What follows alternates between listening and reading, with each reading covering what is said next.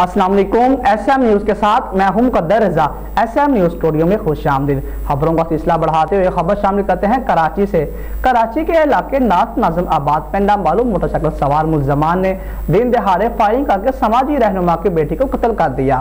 Police का कहना है कि नाथ नाज़म आबाद में नामालूम मोटरसाइकिल सवार मुल्ज़मान ने चलती गाड़ी पर फायरिंग कर दी, जिससे फातिमा नामी खातून शदीद जख्मी हो गई।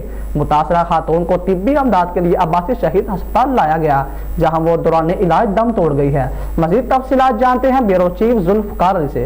जी जुल्फकार अली, आगाह कीजिएगा इस हवाले से। बिल्कुल, पुलिस का कहना है कि नार्थ नाज़माबाद में नामालूम मोटरसाइकिल सवार मुल्ज़मान ने चलती गाड़ी पर फायरिंग कर दी, जिससे फातिमा नामी खतून शदीद जख्मी हो गई। मुतासरा खतून को तिब्बी इमदाद के लिए अब्बासी शहीद अस्पताल लाया गया, जहां वो दौरान इलाज दम तोड़ गई। मकतूला फातिमा मारूफ सियासी व समाजी रहनुमा फेरोज़ बंगाली की बेटी थी।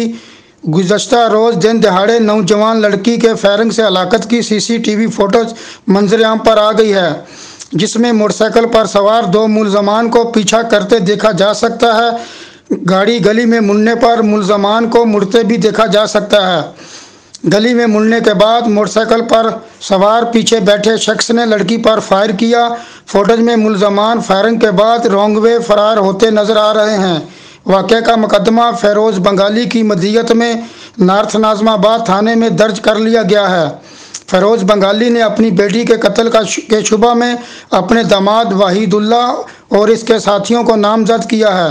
दूसरी जानब पुलिस का कहना है कि इब्तदाई तौर पर फायरिंग का वाक़या ज़ाती दुश्मनी का शाखसाना मालूम होता है, ताहम वाक़या की तहकीकात का आगाज़ कर दिया गया है। जी बहुत शुक्रिया तफसीलात से आगाह करने के लिए। मज़ीद खबरों के लिए देखते रहिए SM न्यूज़।